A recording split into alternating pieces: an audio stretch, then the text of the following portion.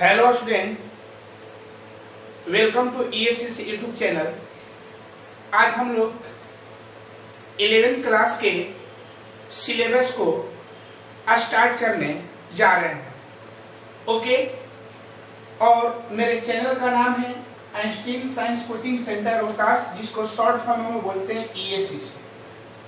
ठीक है, short form में हम लोग इसको क्या बोलते हैं ESCC, जो कि पूरा नाम लेने में बहुत लंबा है, इसलिए हम बोलते हैं ESCC। ठीक है, जो हमारे चैनल पर अभी नए होंगे उन लोग मेरे चैनल को सब्सक्राइब कर लीजिएगा।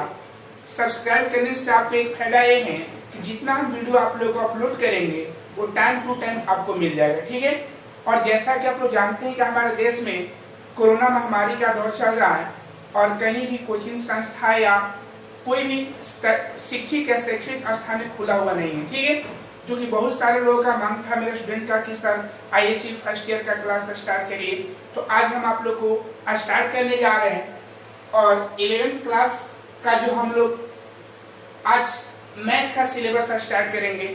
जैसा आप लोग जानते होंगे, जो नए होंगे उन लोग जान लीजिए कि हम तीनों सब्जेक्ट को कवर करते हैं, फिजिक्स, केमिस्ट्री और मैथ, और इंग्लिश और बायो और हिंदी जो होता है जो नेहा मैम जो आप लोग को पढ़ाएंगे, है ना।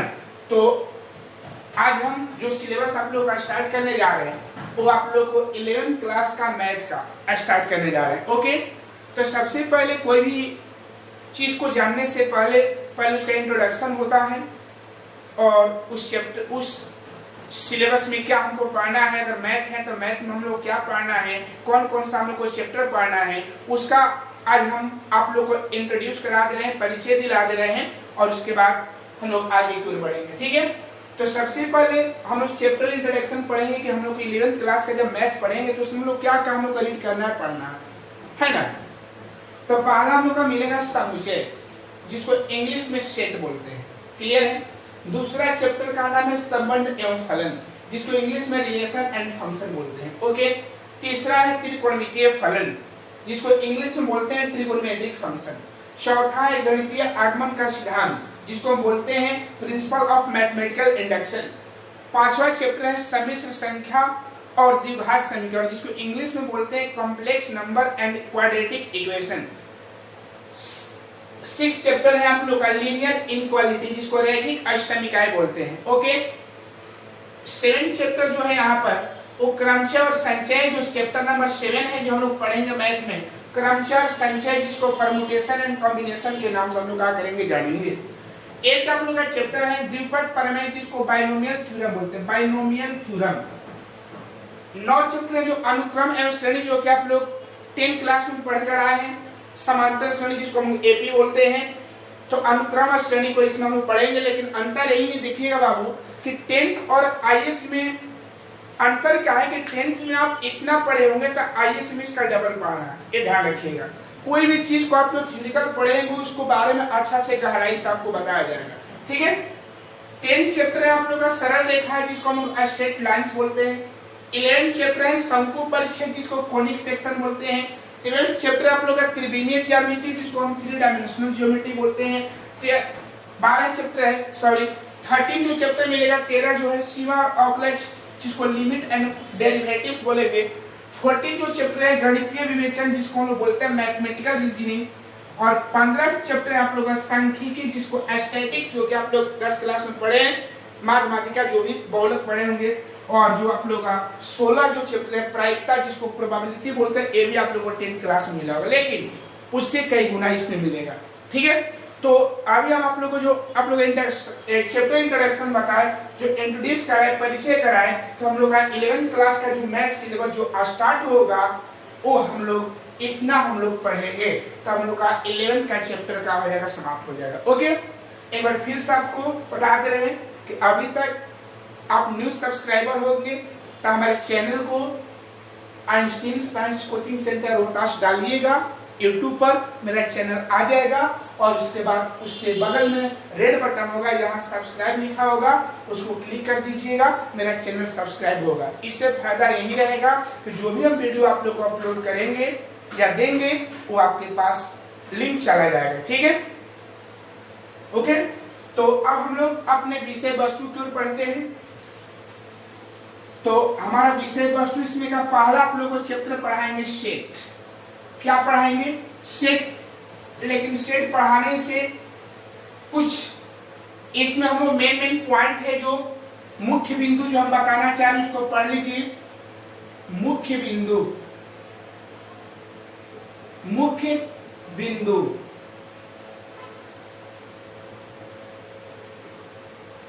ठीक है, इसको बोल सकते हैं मेन पॉइंट्स जो आप लोग का यूज होगा। इसमें पहला हम लोग पढ़ेंगे प्राकृतिक संख्या। प्राकृतिक संख्या जिसको इंग्लिश में बोलते हैं नेचुरल नंबर। कौन नंबर बोलेगा बाबू? इंग्लिश में हम लोग बोलते हैं नेचुरल नंबर। इसका जो हम सिंबल यूज करेंगे एन करेंगे, कैपिटल एन। ठीक है, नेचुरल नंबर का एग्जाम्पल हो जाएगा हम लोग का 1 2 3 4 5 डॉट एन एक्स्ट्रा। सेकेंड अब नंबर हम लोग पढ़ेंगे पूर्ण संख्या। पूर्ण संख्या जिसको हम बोलते हैं whole number. Whole number, whole number को इंडिकेट करेंगे W से। होल नंबर में आ जाएगा 0 1 2 3 4 5। इसके बाद हम लोग का मिलेगा पूर्णांक संख्या। पूर्णांक संख्या जिसको इंग्लिश में बोलते हैं इंटेजर नंबर। इंटेजर नंबर, इसका सिंबल होता है आई या इसको जेड बोलेंगे। क्लियर है? उसके बाद हम लोग का आएगा इवेन सम संख्या। इसका एग्जाम्पल लिख लिया जाए डॉट डॉट -3 -2 -1 0 1 2 3। इसके बाद आएगा सम संख्या। सम संख्या जिसको इवन नंबर बोलते हैं। कौन नंबर बोलेंगे? Even number. इसका कोई सिंबल नहीं है फिक्स। इसका जो हम लोग एग्जाम्पल लेंगे 2 4 6 8 10। उसके बाद आएगा आप लोग का विषम संख्या। विषम संख्या जिसको हम बोलेंगे ऑड नंबर। कौन नंबर बोलेंगे बाबू? Odd number. ऑड नंबर में आप लोग का आ जाएगा, इसका भी कोई सिंबल नहीं है। ऑड नंबर आएगा 1 3 5 7 11 9 सॉरी 9 डॉलर। क्लियर है? इसके बाद हम लोग का अगला नंबर मिलेगा आभाज्य संख्या। आभाज्य संख्या, आभाज्य संख्या को इंग्लिश में बोलते हैं प्राइम नंबर।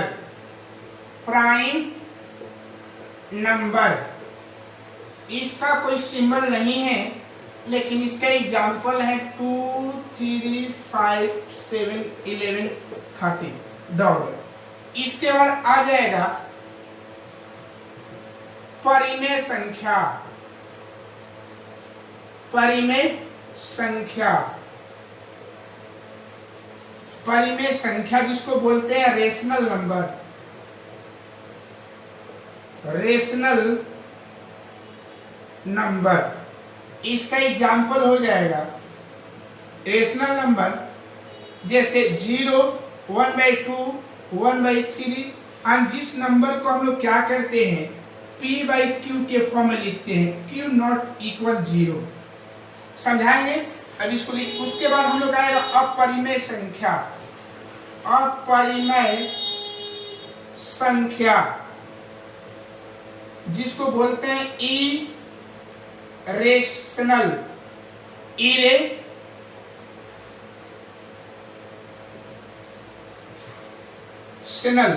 नंबर जिसको हम P/Q के फॉर्म में नहीं लिख सकते हैं। जिसको हम P/Q के फॉर्म में नहीं लिख सकते हैं उसको हम लोग बोलते हैं इरेशनल नंबर। इसका एग्जाम्पल √3 √5 √7 etc। चलिए एक ना को पहले समझ लेते देखिएगा। जब हम लोग पहला चैप्टर को पढ़ेंगे तो पहला चैप्टर में हम लोग का इसका यूज है, इसका प्रयोग ही कैसे करेंगे देखिएगा। लेकिन आप लोग 10 क्लास से ही पढ़ते आएंगे, 1 to 8 में भी पढ़े होंगे, 7 में भी पढ़े होंगे। तो मैं बता दें मेन पॉइंट हम लोग की पहला प्राकृतिक संख्या जिसको नेचुरल नंबर बोलते हैं, ठीक है। तो प्राकृतिक संख्या किसको बोलते हैं? तो जिस नंबर को हम लोग काउंट कर सकते हैं, जिस नंबर को गिना जा सकता है। हम लोग कोई भी बच्चे को सिखाते हैं, छोटा बच्चा बड़े बच्चा हो जो भी हो, तो उसको काउंटिंग कहाँ से स्टार्ट करते हैं? 1 से नहीं कि 99 से स्टार्ट करें, 99 से नहीं, कहाँ से काउंटिंग करते हैं? 1 से करते हैं। तो वही होता है कि जिस नंबर को काउंटिंग किया जाता है उसको हम क्या बोलते हैं?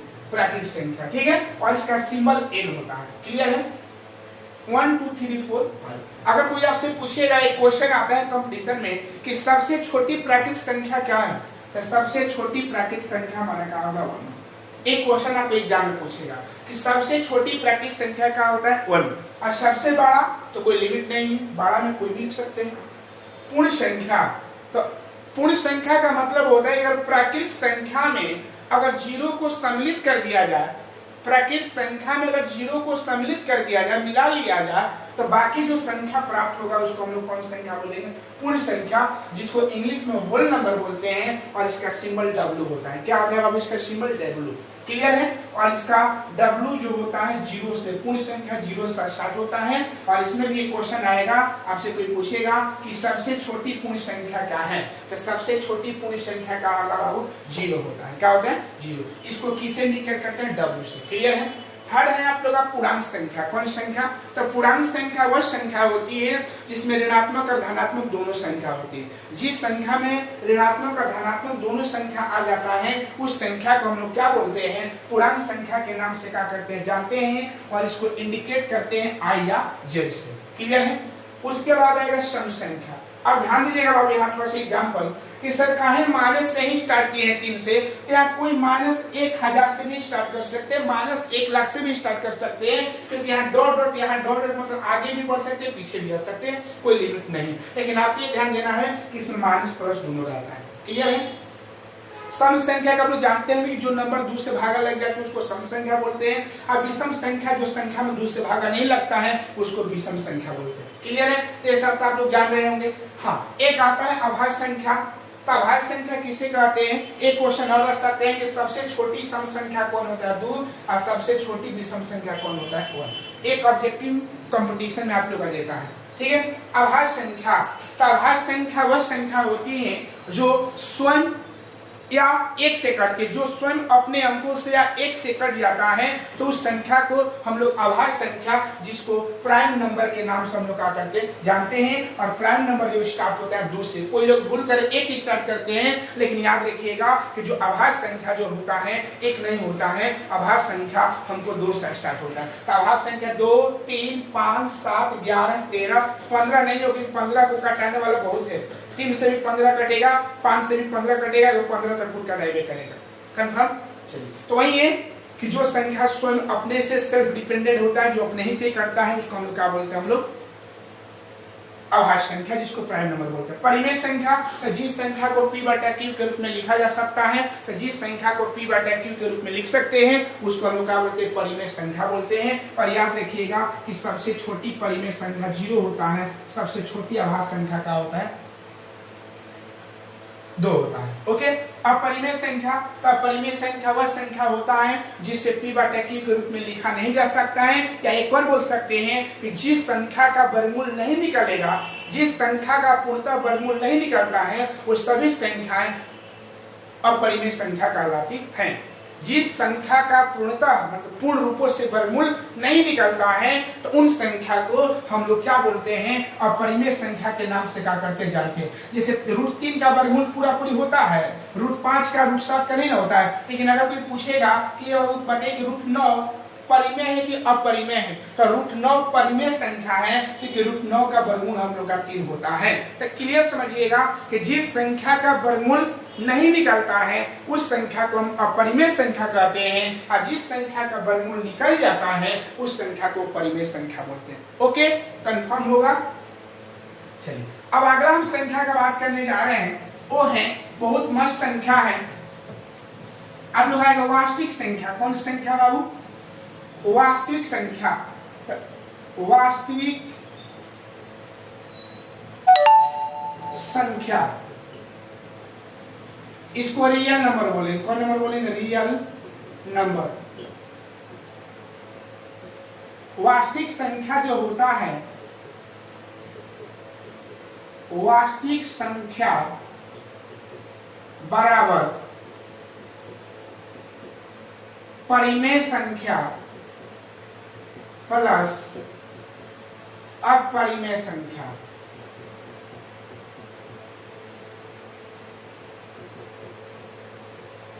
क्लियर है?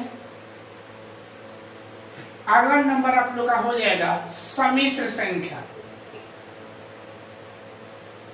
सम्मिश्र संख्या ये आप लोग का चैप्टर है जो 11th क्लास में पढ़ना होगा, complex number. Complex number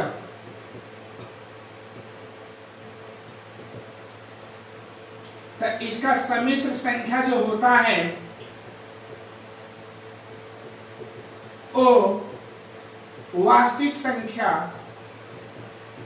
plus काल्पनिक संख्या, काल्पनिक संख्या। ये परिभाषा है, आप लोगों को सिलेबस में पढ़ना है, ठीक है। वास्तविक संख्या किसे कहते हैं? तब परिमेय संख्या और अपरिमेय संख्या के योग को हम लोग क्या बोलते हैं? वास्तविक संख्या होता है, ठीक है। सम्मिश्र संख्या किसे कहते हैं? Complex number. तो वास्तविक संख्या और काल्पनिक संख्या के योग को हम लोग क्या बोलते हैं? सम्मिश्र संख्या के नाम से हम लोग क्या करेंगे? जानेंगे। तो इतना पॉइंट को आप लोग ध्यान दीजिएगा, तब हम लोग अपना सिलेबस की ओर चलेंगे, समुच्चय की ओर, ठीक है। तो मेन बिंदु था, ठीक है। चलिए अब हम लोग अपना सिलेबस की ओर चल रहे हैं। हम लोग चैप्टर पढ़ेंगे, आज मैथ का चैप्टर स्टार्ट करने जा रहे हैं। अध्याय 1, अध्याय 1 जिसको हम बोलते हैं समुच्चय।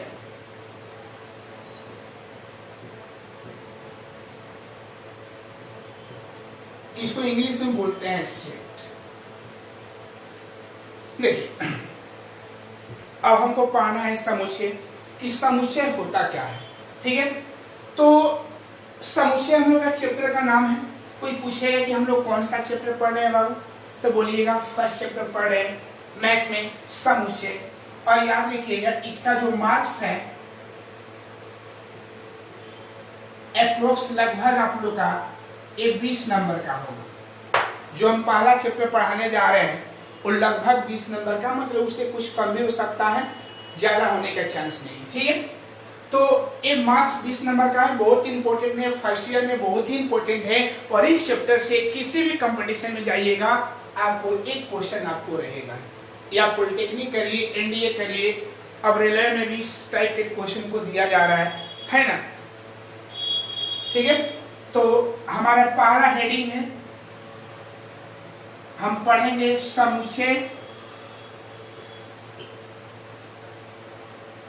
से। याद रखिएगा समुच्चय का हम परिभाषा लिखने जा रहे हैं कि समुच्चय क्या है। तो देखिएगा सुपरिभाषित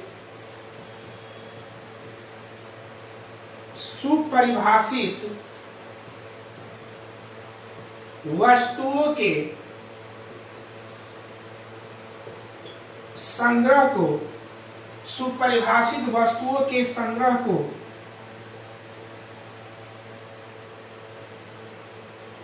समुच्चय कहते हैं। देखिए सुपरिभाषित वस्तुओं के संग्रह को समुच्चय कहते हैं।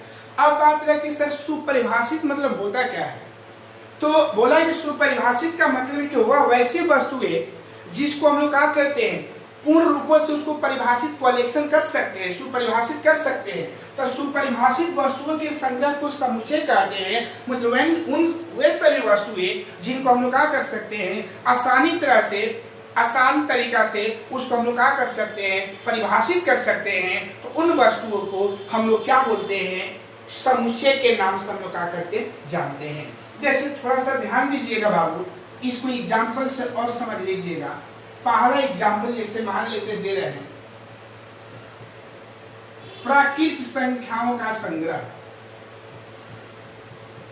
प्राकृत संख्याओं का संग्रह। दूसरा है वर्ष के महीनों का संग्रह। तीसरा है सप्ताह के दिनों का संग्रह। चौथा है सुंदर लड़कियों का संग्रह। पांचवा है मोटे लड़कों का संग्रह। देखिए, ये आप लोगों को 5 को एग्जाम्पल दिए हैं और पांचों के बारे में हम अच्छा तरीका से बता रहे हैं। ठीक है, परिभाषा तो हम पढ़ने के लिए पढ़ दिए कि सुपरिभाषित वस्तुओं के संग्रह को समुच्चय कहते हैं, लेकिन सुपरिभाषित वस्तुओं का मतलब होता क्या है? तो जिन वस्तुओं को हम आसानी तरह से परिभाषित कर सकते हैं। जैसे आपसे हम पूछेंगे बाबू कि प्राकृतिक संख्याओं का संग्रह, तो क्या प्राकृतिक संख्याओं को हम संग्रह कर सकते हैं कि नहीं? प्राकृतिक संख्या कहते किसको है? तो ऐसी संख्या जिसको गिनती के रूप में गिना जा सकता है। इसको कहीं भी, चाहे हम पढ़े चाहे दुनिया के किसी भी कोना में जाइएगा, प्राकृतिक संख्या जो परिभाषा होता है कि जिसको गिनती के रूप में गिना जाता है और जो उसका एग्जाम्पल होता है 1 2 3 4 5 6 डॉट। ऐसा नहीं कि हम आज अपने यूट्यूब पर बता रहे हैं कि प्राकृतिक संख्या 1 2 3 4 5 होता है और दूसरे यूट्यूबर के पास जाइएगा तो प्राकृतिक संख्या 3 4 5 बताएंगे। ऐसा बात नहीं, ठीक है ना? 8 9 10 20 1 लाख 2 लाख नहीं, ये जो भी होता है गिनती वन से ही होता है। ठीक है, तो ये बोला गया कि प्राकृतिक संख्याओं का संग्रह। ये बताइएगा कि इन सभी को प्राकृतिक संख्या को हम संग्रह कर सकते हैं कि नहीं? प्राकृतिक संख्या पूछेगा बाबू प्राकृतिक संख्या कैसा होता है, तो आप उसको बता दीजिएगा ना कि ऐसा होता है। तो इसलिए हम बोलेंगे कि ये समुच्चय है। इसका जो उत्तर हो जाएगा वो बोलेंगे क्या है? समुच्चय है। आज वर्ष के महीनों का संग्रह, इसको कर सकते हैं कि नहीं? कर सकते हैं कि वर्ष में कितने महीने होते हैं? 12 होते हैं। 12 को अच्छा तरीके से जानते हैं क्या क्या होता है, तो उसको बोलेंगे उत्तर में कि समुच्चय है। समुच्चय है। सप्ताह के दिनों का संग्रह, तो सप्ताह के दिनों का संग्रह भी समुच्चय है। समुच्चय है। और अगला है सुंदर लड़कियों का संग्रह। अब ध्यान देना है बाबू, चाहे सुंदर लड़का बोलिए चाहे सुंदर लड़की बोलिए, एक कहीं मापदंड किया गया है, कहीं इसको मापा गया कि सुंदर लड़की किसको बोलते हैं। कहीं जाकर किताब में आप लोग देखिएगा जिस प्रकार प्राकृतिक संख्या को परिभाषित किया गया है, वर्ष के महीनों का परिभाषित किया गया है, सप्ताह के दिनों का परिभाषित किया गया है, उसी प्रकार क्या कभी बताया गया है बाबू कि सुंदर किसको बोलेंगे। सुंदर को कहीं किताब में नोट किया गया है, जाकर अपने अगल बगल में कि बाबू सुंदर का परिभाषा आती है, सुंदर किसको कहते हैं, एक कभी परिभाषित किया गया नहीं। हाँ, हम अपने बोलचाल में बोल देते हैं कि फलाना सुंदर है, फलानिया सुंदर है, लेकिन इसको किताब में कहीं परिभाषित नहीं किया गया है कि वो सुंदर आखिर किसको बोलेंगे, आखिर कितना रहेगा तो उसको हम सुंदर बोल देंगे।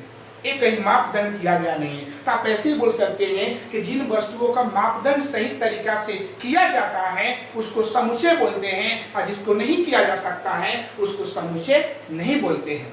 ओके, क्लियर है?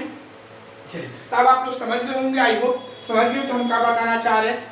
तो एक क्या है, ये समुच्चय नहीं है, इसको बोले कि समुच्चय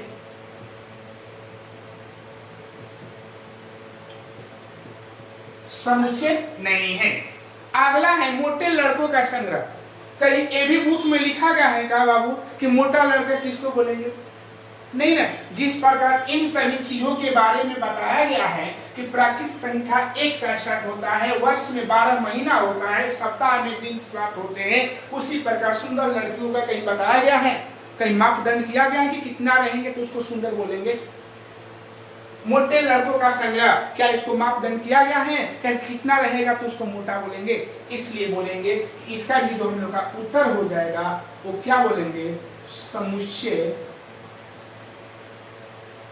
नहीं है। आई होप समझ गए होंगे।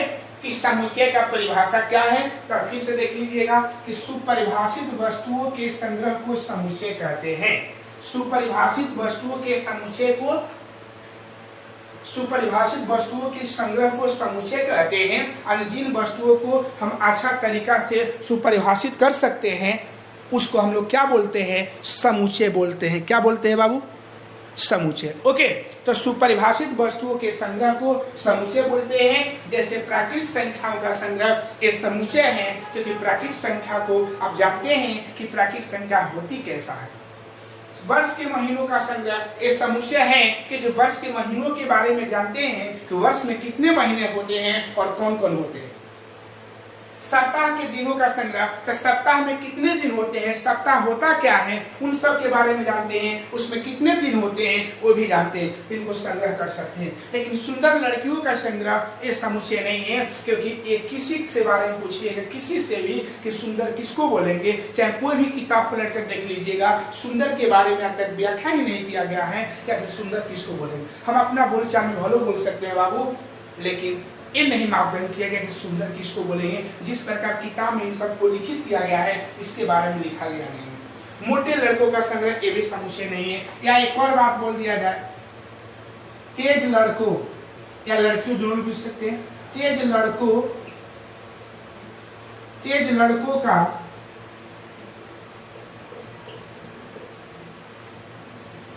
लड़कों का संग्रह, तो तेज लड़कों का संग्रह का बात करेंगे तो तेज लड़कों का संग्रह जो हमारा है वो क्या है बाबू, ये भी समुच्चय नहीं है।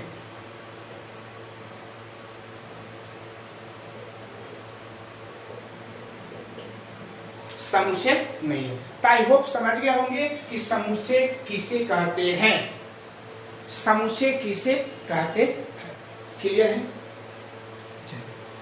अब नोट में हम लिखवा दे रहे हैं आप लोग को थोड़ा सा,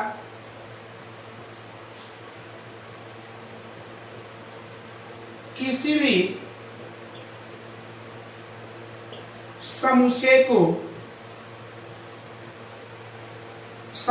को हम अंग्रेजी वर्णमाला के बड़े अक्षरों जैसे X, Y, A, B, C dot X, Y, Z द्वारा प्रदर्शित करते हैं। देखिए यानी कोई भी समुच्चय होगा तो समुच्चय को अगर हम लोग प्रदर्शित करेंगे तो समुच्चय को जब प्रदर्शित करेंगे तो हम अंग्रेजी वर्णमाला के हम क्या करेंगे, बड़े अक्षरों का हम लोग क्या करते हैं, प्रयोग करते हैं। बड़े अक्षर में आते हैं ABC डॉट XYZ का हम प्रयोग करेंगे। कब, जब कोई समुच्चय को लिखेंगे तब। तो नोट नंबर हमारा 1 हो गया। नोट 2 हो गया,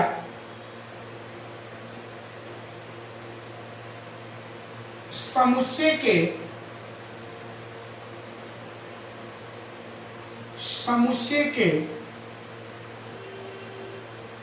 अवयव को हम अंग्रेजी वर्णमाला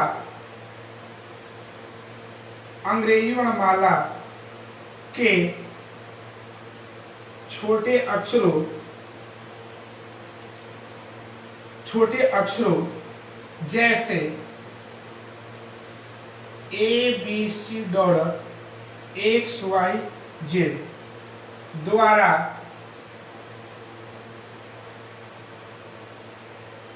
प्रदर्शित करते हैं। तो ध्यान दीजिएगा कि जब समुच्चय को प्रदर्शित करेंगे तो बड़ा ए से बड़ा कैपिटल लेटर का यूज करते हैं, बड़े अक्षर का। और जब समुच्चय के अवयव को प्रदर्शित करेंगे तो हम लोग क्या करेंगे, छोटे अक्षर का प्रयोग करेंगे। ठीक है, जैसे थोड़ा सा ध्यान दीजिएगा। अब कुछ पॉइंट को हम अपने चला जाए। जैसे आप लोग 10th क्लास में पढ़े होंगे, 10th क्लास में आप लोग यही पढ़े होंगे। देखिए एग्जाम्पल दे रहे हैं, जैसे आपको क्वेश्चन रहेगा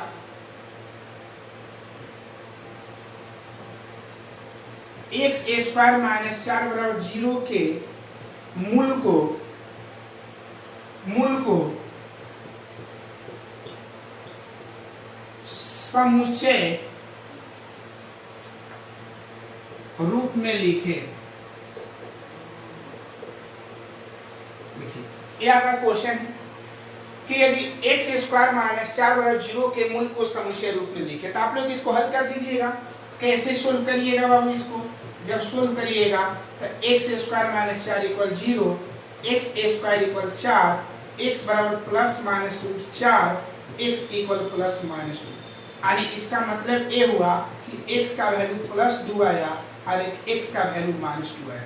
आप लोग 10th क्लास में क्या किए होंगे बाबू कि आप लोग इतना ही पर छोड़ दिए होंगे, है ना? कोई लोग आगे जानते होंगे तो बनाए भी होंगे, कोई लोग नहीं जानते होंगे तो इतने ही पर छोड़ दिए होंगे। लेकिन अगर आप इतना पर छोड़िएगा, जो क्वेश्चन बोला है वो उसके लिए रॉन्ग माना जाएगा, क्योंकि आपको जो क्वेश्चन बोला गया है वो बोला है कि इसके जो मूल आएगा तो इसका मूल क्या गया? 2 गया ना। एगो x का वैल्यू प्लस 2 आया, एगो x का वैल्यू माइनस 2 आया, तो इसका 2 तो मूल आया। लेकिन जो समुच्चय रूप में बोला है आप नहीं लिखे हैं, इसलिए आपका इतना गलत होगा। लेकिन अब बात रहा कि क्या करेंगे तो सही बनाएगा। तो समुच्चय बोला है ना बाबू, क्या समुच्चय जब भी लिखिएगा ना बाबू, तो समुच्चय रूप में लिखने का रूल यही है कि जो हम लोग का मूल आया है उसको क्या करेंगे? मंझोला कोष्टक लेंगे। याद रखिएगा कि समुच्चय के लिए एक संकेत होता है, जैसे वर्ग एक किसका संकेत है? अगर नहीं लिखेंगे तब वही के भाग का संकेत है। एक किसका संकेत है?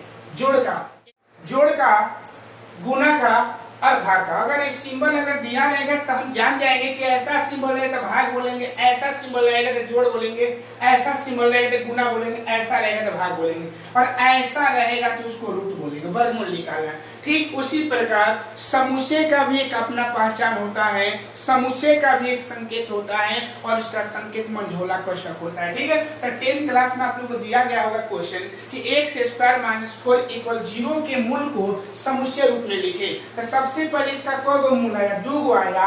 और जब दोनों मूल आया तो लोग क्या करते होंगे 10 क्लास में कि इतना ही पर छोड़ देते होंगे। ठीक है, लेकिन इतना पर छोड़िएगा तो आपको गलत मनाएगा, क्योंकि आप जो क्वेश्चन बोला है समुच्चय रूप में आप उसको नहीं बताए। ठीक है, तो इसको क्या करेंगे कि समुच्चय रूप में लिखने के लिए इसको मंझोला कोष्टक लेंगे और उसके बाद जो अंक आया है दोनों मूल उसको लिख देंगे। ठीक है, लेकिन एक बार ध्यान दीजिएगा कि दोनों मूल में से छोटा कौन है? -2, तो -2 को पहले लिखेंगे और +2 को बाद में लिखेंगे। ठीक है, तो यही इसका आंसर हो गया। ठीक है, तो ये आप लोग का कंपटीशन में भी क्वेश्चन पूछता है और ये जास्ती भारी चैप्टर नहीं है, एकदम आसान चैप्टर है, लेकिन यहाँ से 2-3 हर एक कंपटीशन में क्वेश्चन दिया है। ओके, चलिए, तो ये समुच्चय रूप हुआ। कौन रूप हो गया बाबू? समुच्चय रूप। ठीक है, एक क्वेश्चन और हम बताना चाह रहे हैं। जैसे मान लेते हैं कि x square plus 9x, x square plus 9x plus 18 equal 0 के मूल को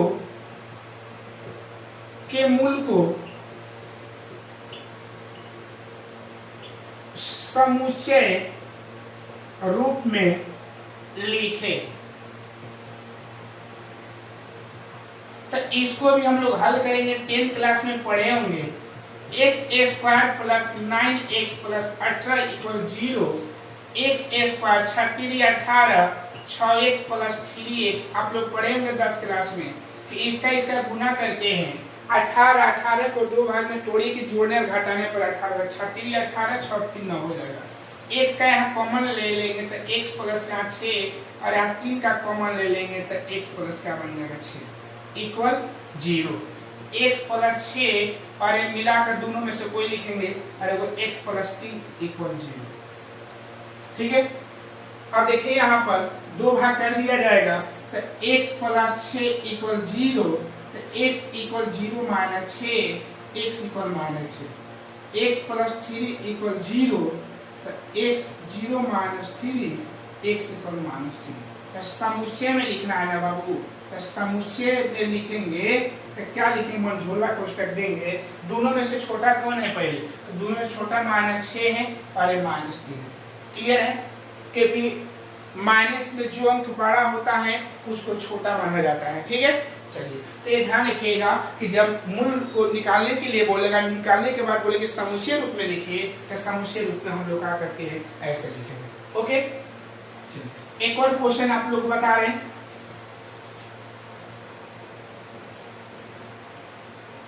अंग्रेजी वर्णमाला के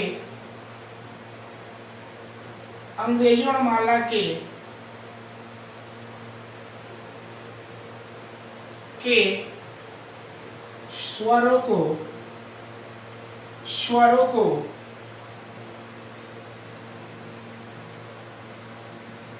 समुच्चय रूप में लिखे। तो देखिए उत्तर इसका हो जाएगा, समुच्चय का चिन्ह क्या होता है, मंझोला क्वेश्चन। अंग्रेजी वर्णमाला में कितने स्वर होते हैं, 5 गो। 5 में कौन, ए, ई, आई, ओ और क्या, यू।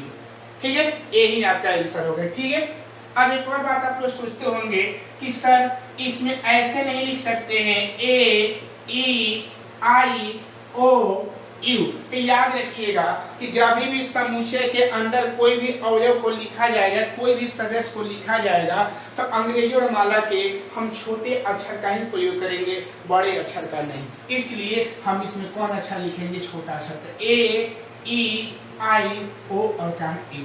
ठीक है, ओके। तो आज के वीडियो में इतना ही।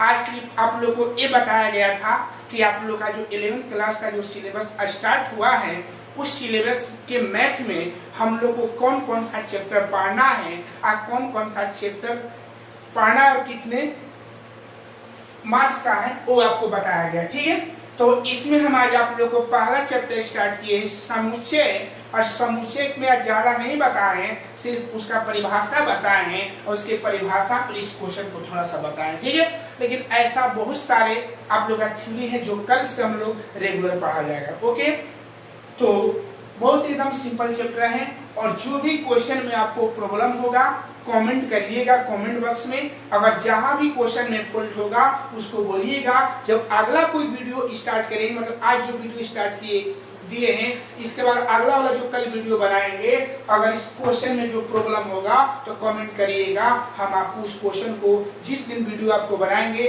उस वीडियो में पहले उसको बना कर ही आगे के क्वेश्चन को बढ़ेंगे। ओके, तो अगर ये वीडियो पसंद आया होगा तो लाइक, सब्सक्राइब और कमेंट करना भूलिएगा। जय हिंद, जय भारत।